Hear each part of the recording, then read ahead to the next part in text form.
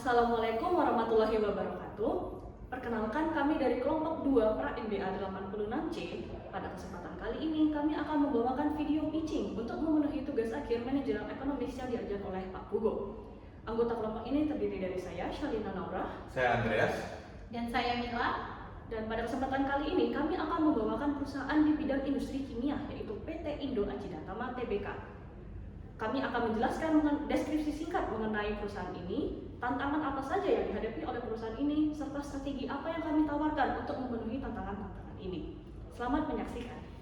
Baik, kita akan bicara terkait sejarah perusahaan. Nah, di mana pada tahun 1983 dengan nama PT Indo Alkohol Utama, kemudian pada tahun 1986 berubah nama menjadi PT Indo Acidatama Chemical Industry, yang di mana perseroan bergerak di bidang usaha industri agrokimia dengan nama produk etanol dan lain sebagainya, dan berproduksi secara komersial pada tahun 1989. Nah, di mana pada bulan Oktober tahun 2005 melakukan merger dengan PT Sara Sanugraha Tbk yang tercatat di Bursa Efek Indonesia dengan kode SRSN pada grup industri dasar dan kimia.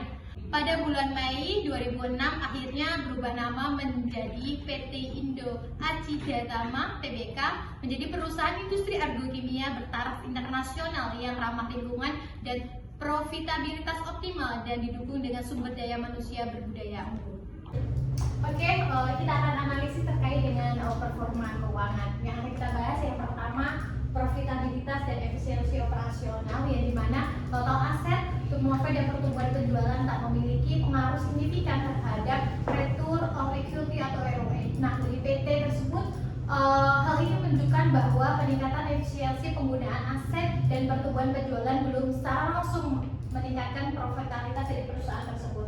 Yang kedua, kita akan bahas dengan tren laba bersih, yang dimana menunjukkan bahwa perusahaan meskipun total modal dan penjualan bersih mengalami peningkatan laba, dan perusahaan tersebut menunjukkan fluktuasi. Hal ini mengindikasikan bahwa peningkatan modal dan penjualan tidak selalu sejalan dengan peningkatan laba bersih. Nah, yang dimana dapat disebabkan oleh berbagai faktor, salah satunya yaitu faktor operasional dan eksternal.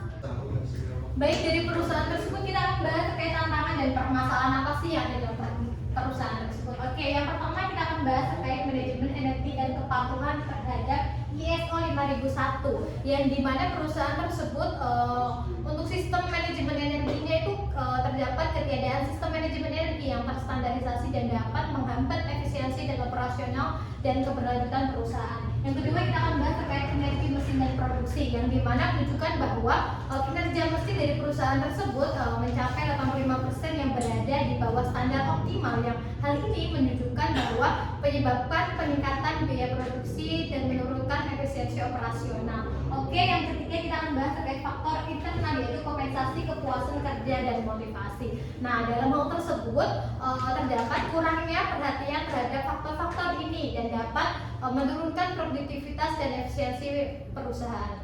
Yang keempat, kita akan bahas terkait beban pokok produksi yang meningkat dari perusahaan tersebut, yang dimana peningkatan ini di sebagian besar disebabkan oleh peningkatan biaya persediaan bahan baku dan produksi. Nah, dalam bidang manajemen ini perlu mengevaluasi efisiensi rantai pasok dan strategi pengadaan bahan baku untuk mengendalikan biaya produksi tersebut tentunya. Yang kelima, terkait pengolahan resiko K3, yang dimana potensi bahaya seperti kebakaran, ledakan, dan paparan bahan kimia memerlukan sistem K3, yang dimana ini bagi karyawan mencegah untuk adanya kecelakaan kerja. Yang keenam, kita akan bahas terkait diversifikasi produk dan efisiensi produksi, yang dimana dalam hal tersebut menunjukkan bahwa produk yang ditawarkan perusahaan belum tentu beragam dan masih berfokus pada bidang agronomi. Nah, produk-produk kimia tersebut ditawarkan perusahaan juga baru tersedia beberapa aja seperti etanol dan lain sebagainya, sehingga masih banyak sekali peluang perusahaan untuk mengembalikan produk-produk baru. Baik, selanjutnya kita akan menjelaskan strategi-strategi apa saja yang dapat dilakukan oleh PT Indo Acidatama dalam menangani permasalahan yang sudah dibahas.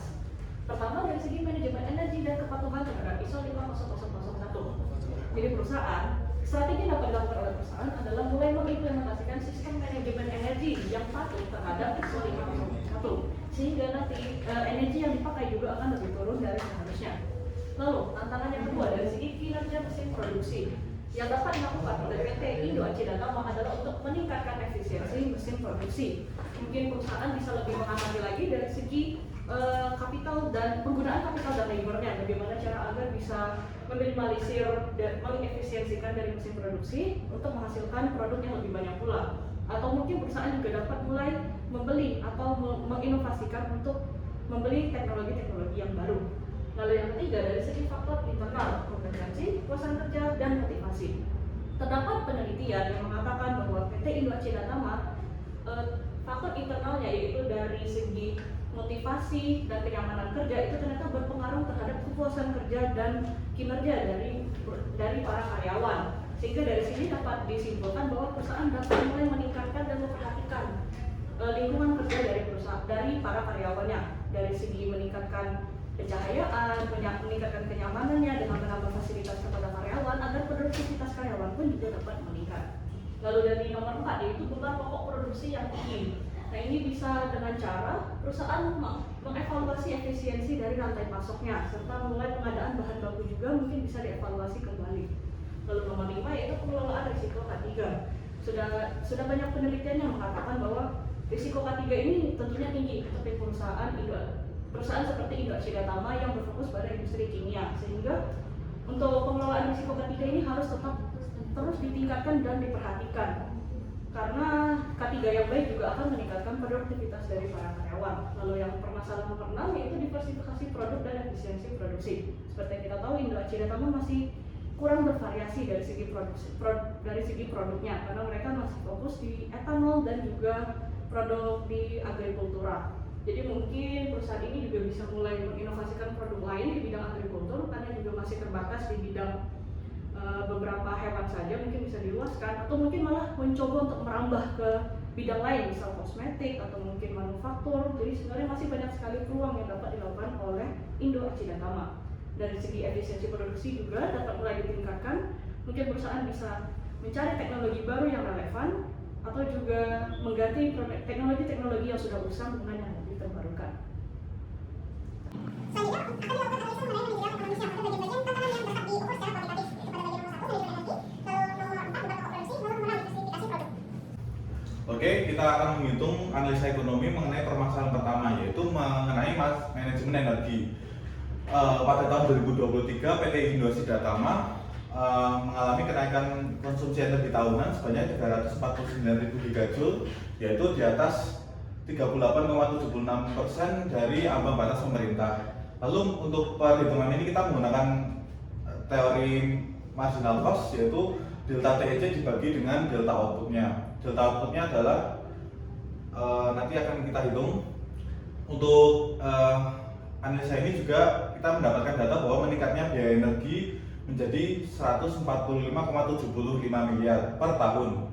Lalu untuk perhitungannya kita membuat total energi cost-nya. Total energi cost adalah output energi pada tahun tersebut dikalikan biaya energi per gigajoule-nya, yaitu perhitungannya untuk PE kita jadikan 416.670 per gigajoule. Lalu dihasilkan dari perhitungan ini biaya marginalnya adalah 1.458.345.000 rupiah per kiloliter ya benar. Lalu untuk perhitungan beban pokok produksi yang meningkat, yaitu dibutuhkan efisiensi rantai pasok dan pengadaan bahan baku. Kita menggunakan rumus data tersebut, yaitu cost of goods sold naik 7,02% dari tahun sebelumnya dengan kuantitas kenaikan yaitu 52,04 miliar. Lalu juga untuk data outputnya terjadi kenaikan sebesar 5.000 kiloliter. Yang pertamanya tahun sebelumnya 95.000 kiloliter menjadi 100.000 kiloliter.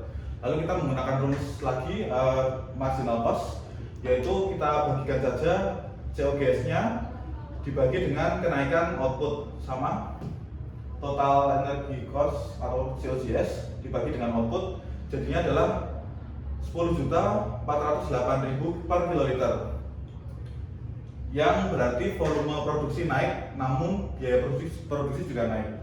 Lalu untuk diversifikasi, untuk teorinya adalah biaya produksi untuk membuat dua produk secara sekaligus, dua produk yang berbeda itu lebih kecil daripada kita memproduksi dua produk secara terpisah seperti itu. Oke, untuk roadmap kita menghasilkan 3 tahun improvement secara berjangka. Untuk tahun pertama adalah diagnostik audit di mana kita mendiagnosa di mana titik-titik improvement yang bisa kita kembangkan dalam segi finansial ataupun dari segi produksi ataupun dari segi operasional dari perusahaan Indo Asia Dama. Lalu untuk permasalahan kita belum memiliki ISO, kita akan membentuk tim ISO dan juga pelatihan mengenai efisiensi energi. Lalu setelah itu untuk mengatasi permasalahan supply chain, kita akan mencanangkan program digitalisasi supply chain.